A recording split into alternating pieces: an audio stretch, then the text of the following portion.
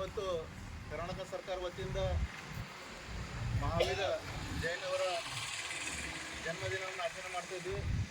Actually ಇದು ನಾಳೆ date fix ಆಗಿತ್ತು. ಮತ್ತು ಅವ್ರ ಸಮಾಜದ ಮುಖಂಡರ ವಿನಂತಿ ಮೇರೆಗೆ ಏನು ಕಾಲಮನ್ ಅವರು ಇದು ಮಾಡ್ತಾರ ಪ್ರಕಾರ ಇವತ್ತು 30ನೇ ತಾರೀಕು ಮಾಡ್ಬೇಕಂತ ಸರ್ಕಾರ ವಿನಂತಿ ಕೊಡೋದು. ಮತ್ತೆ ಆರ್ಡರ್ ಐತಿ ಇವತ್ತು.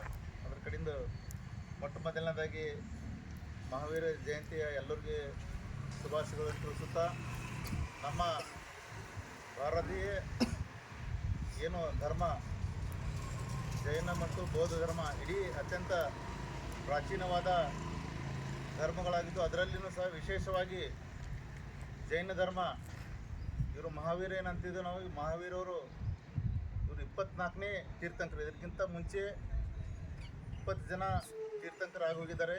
ಇವರು ನಮ್ಮ ಭಾರತದಲ್ಲಿ ಜನಿಸಿ, ಏಕೆಂತಂದ್ರೆ ನಮ್ಮ ಇದು ಧರ್ಮ ಯಾಕೆ ಅವಶ್ಯಕತೆ ಬಿತ್ತಂದ್ರೆ ಆಗಿನ ಕಾಲದಲ್ಲಿ ಧರ್ಮಾಚರಣೆಗಳು ಭಾಳ ಕಠೋರಿದ್ದು.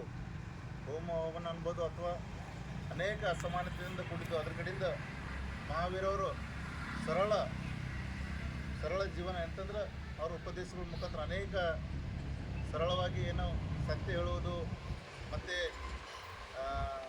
ಧ್ಯಾನ ಪ್ರಾರ್ಥನೆ ಈ ಮುಖಾಂತರ ಜನರಿಗೆ ಇಷ್ಟೊಂದು ಹೆಸರುವಾಸಿಗಿಂತಂದ್ರೆ ಅನೇಕ ರಾಜ ಮಹಾರಾಜರನ್ನು ಸಹ ಅವರು ಜೈನ ಧರ್ಮವನ್ನು ಅನುಸರಿಸಿದರು.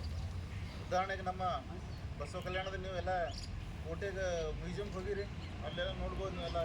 ಅಂದರೆ ಒಂದಾನೊಂದು 12ನೇ ಶತಮಾನದಲ್ಲಿ ಸಹ ಎಲ್ಲ ಜೈನರ ಪ್ರಭಾವ ಮತ್ತು ಜೈನ ಅನೇಕ ಇದ್ದರು. ತದನಂತರ ದಿನಗಳಲ್ಲಿ ಅವು ಆಚರಣೆಗಳು ಭಾಳ ಕಠಿಣ ಇರೋದ್ರಿಂದ ಜನ ಮಾಸದಿಂದ ಅದು ಅಂದ್ರೆ ಜನ ಅಷ್ಟೊಂದು ಜನಪ್ರಿಯ ಆಗಿಲ್ಲ. ಆದ್ರೂ ಸಹ ಇವತ್ತು ನಮ್ಮ ಭಾರತ ದೇಶದಲ್ಲಿ ಅನೇಕ ಜನ ಇವತ್ತು ಜೈನ ಅನುಯಾಯಿಗಳು ಧರ್ಮ ಅನುಯಾಯಿಗಳು ಇದ್ದಾರೆ. ಅದರಲ್ಲಿ ಸಹ 2 ಪಂಗಡ ಬರ್ತವೆ, ಶ್ವೇತಾಂಬರ ಮತ್ತು ದಿಗಂಬರ ಅಂಥೇಳಿ.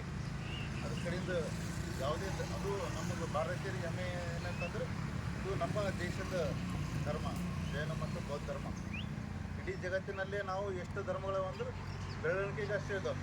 ಅದರಲ್ಲಿ ಹೊಳೆಗಳಂದ್ರೆ 5-6 ನಮ್ಮನ್ನೇ ಹೇಳೋದು ಅಂತಂದ್ರೆ ನಾವೆಲ್ಲ ಭಾರತೀಯರು ಭಾಳ ಹೆಮ್ಮೆ ಪಡ್ತಕ್ಕಂಥ ವಿಷಯ ಇದು. ಅದ್ರ ಕಡೆಯಿಂದ ಮತ್ತೊಮ್ಮೆ ಎಲ್ಲರಿಗೆ ಮಹಾವೀರ ಜಯಂತಿ ಶುಭಾಶಯಗಳು ಅಂತ ಮಹಾವೀರ ಜಯಂತಿ ಅಂತ ಹೇಳ್ತಾ ಮಾತಾಡಿರ್ತಕ್ಕಂಥ ತಹಸೀಲ್ದಾರ್ ಸಾಹೇಬ್ಗೆ ಧನ್ಯವಾದಗಳು.